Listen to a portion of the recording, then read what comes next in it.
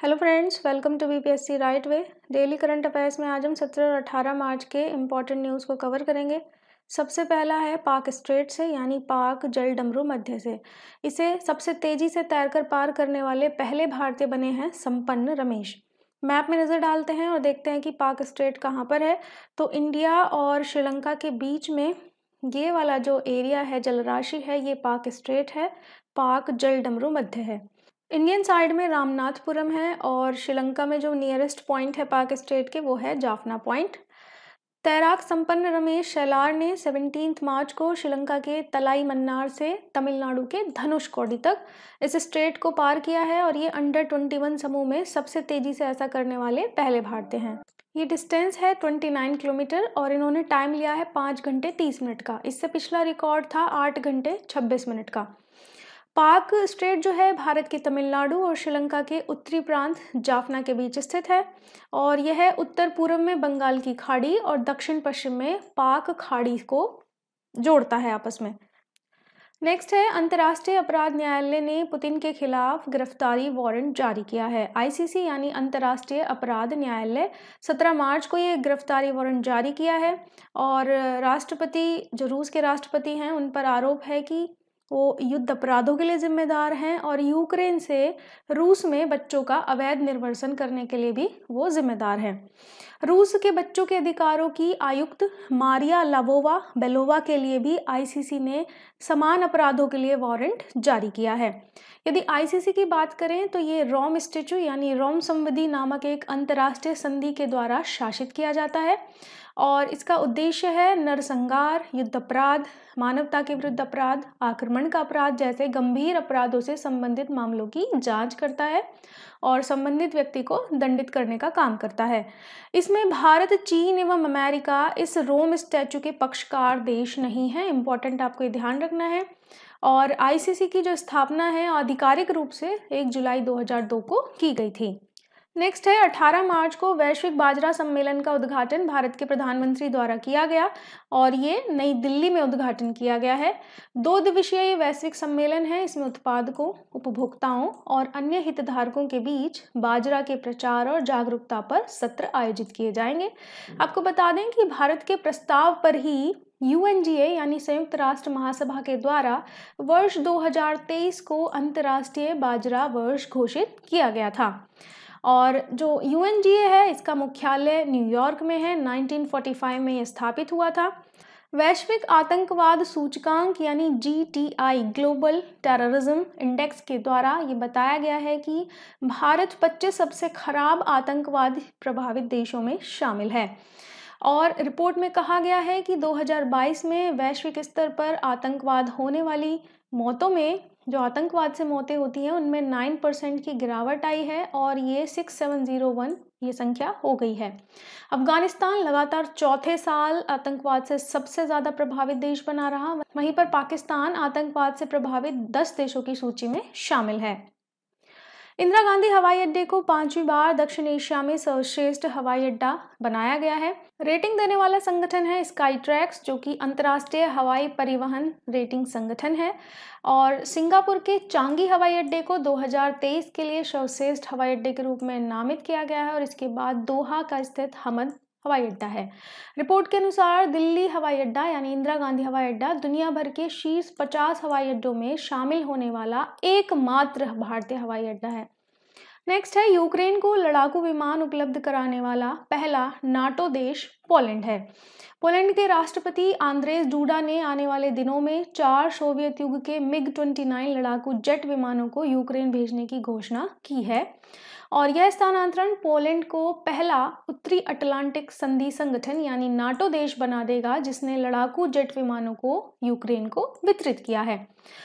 Slovakia ने भी घोषणा की है कि वे आने वाले हफ्तों में यूक्रेन को 13 मिग-29 लड़ाकू विमान भेजेगा। नाटो की बात करें तो इसमें 23 सदस्य संगठन हैं, जिसमें से 28 यूरोपियन कंट्रीज हैं और ये एक अंतर सरकारी सैन्य गठबंधन है।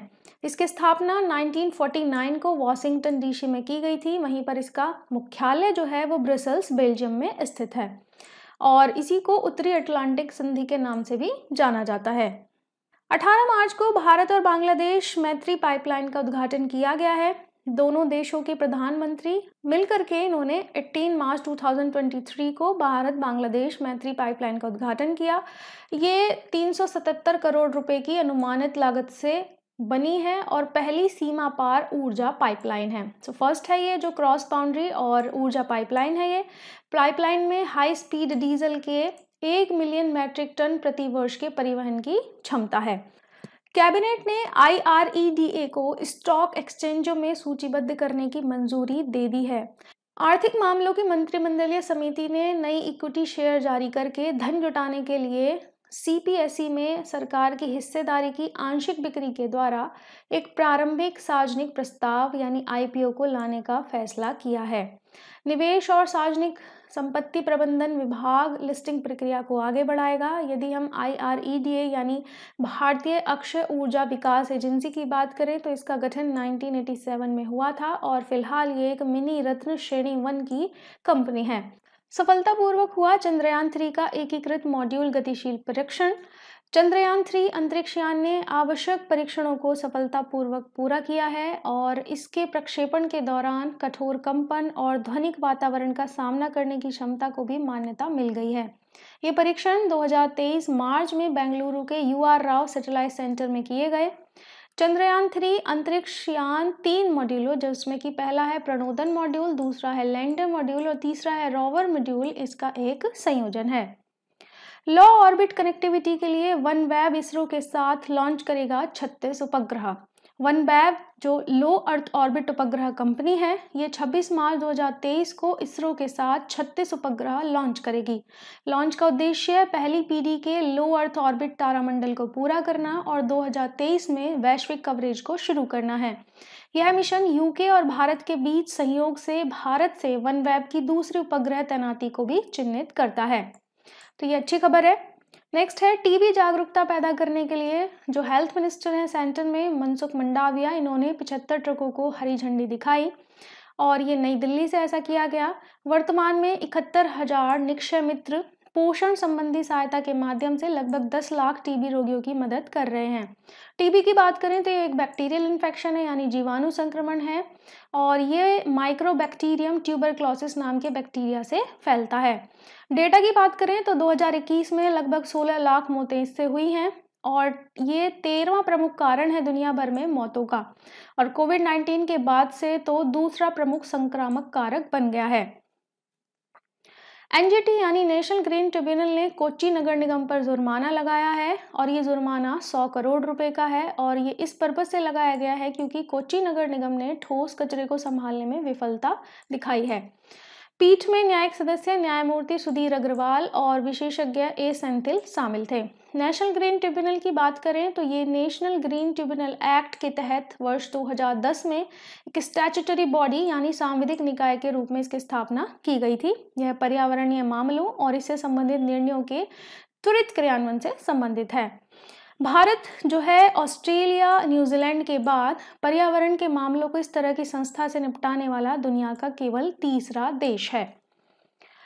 4,445 करोड़ रुपए की लागत से 7 टेक्सटाइल मेगा पार्क स्थापित किए जाएंगे और प्रधानमंत्री ने घोषणा की है कि ऐसे PM मित्र यानी PM mega integrated textile reason and apparel mega textile park स्थापित किए जाएंगे।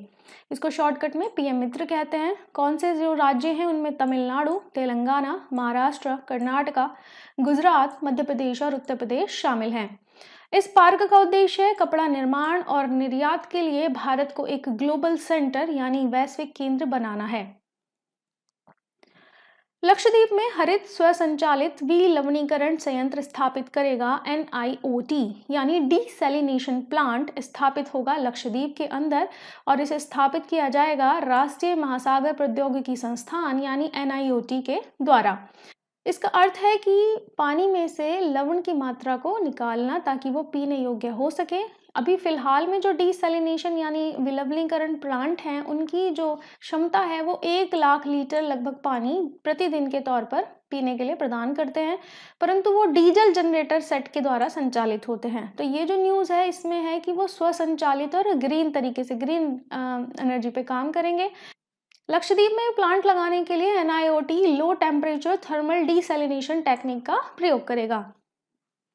मेघालय को पहली बार इलेक्ट्रिक ट्रेनें मिली हैं और ये पूर्वोत्तर सीमांत रेलवे ने घोषणा की है कि मार्च 2023 में मेघालय में पहली बार इलेक्ट्रिक ट्रेन मिली है।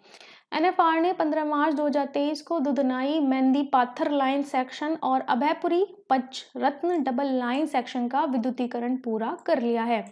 मेंदी पाथर पूर्वोत्तर राज्य मेघालय का एकमात्र रेलवे स्टेशन है जो 2014 से परिचालन में है।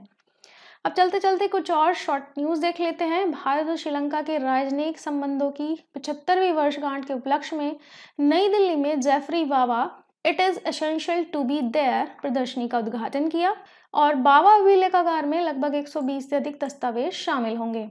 RBI के गवर्नर शशिकांत दास को 17 मार्च 2023 को अंतर्राष्ट्रीय प्रकाशन सेंट्रल बैंकिंग के द्वारा गवर्नर ऑफ द ईयर 2023 का पुरस्कार मिला है।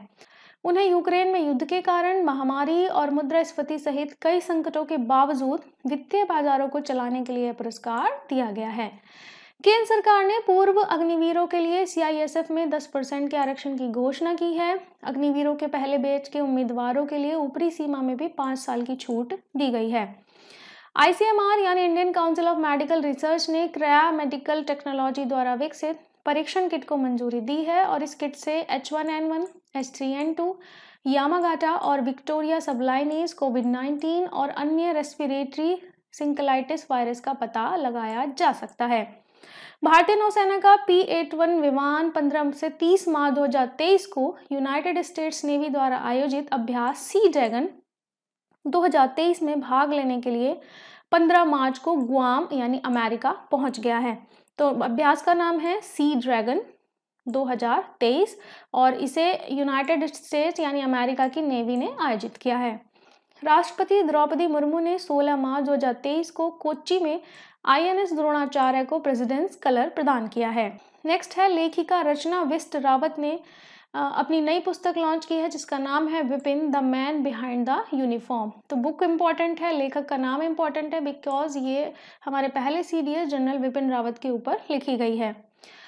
नेक्स्ट है VV गिरी नेशनल लेबर इंस्टीट्यूट और एसोचैम ने एक समझौते पर हस्ताक्षर किए हैं। VVGNLI जो है श्रम और रोजगार मंत्रालय का एक ऑटोनोमस यानी स्वायत्त निकाय है और इसका कार्य है संबंधित क्षेत्रों में पेशेवर और संगठनात्मक विकास को बढ़ावा देने के लिए समझौता किया गया है।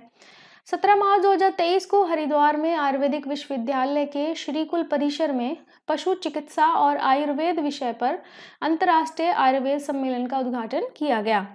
नेक्स्ट न्यूज़ नेपाल से है। नेपाल में तीसरे उपराष्ट्रपति चुने गए हैं, नाम है राम सहाय प्रसाद यादव। इंडिया पोस्ट ने विभिन्न ई-कॉमर्स उत्पादों के लिए अपनी वितरण सेवाओं को बढ़ाने के लिए शिप रॉकेट के साथ में समझौता ज्ञापन पर हस्ताक्षर किए हैं। राजस्थान के मुख्यमंत्री ने राज्य में 19 नए जिले और 3 नए संभाग को बनाने की घोषणा की है। और लास्ट है मणिपुर से। मणिपुर की राज्यपाल हैं सुश्री अनुसुईया। इन्होंने 17 मार्च को मणिपुर के केंद्रीय कृषि विश्वविद्यालय में natural farming for revitalising environment and resilient agriculture theme पर 3 दिवसीय अंतर्राष्ट्रीय सम्मेलन का उद्घाटन किया है। तो ये नेचुरल फार्मिंग, ऑर्गेनिक फार्मिंग को बढ़ाने के लिए है। तो इसी के साथ आज के हमारे करंट अफेयर्स फिनिश होते हैं। आपसे फिर मिलते हैं नेक्स्ट करंट अफेयर सेशन में। तब तक जुड़े रहें BPSC राइट वे के साथ। Thank you.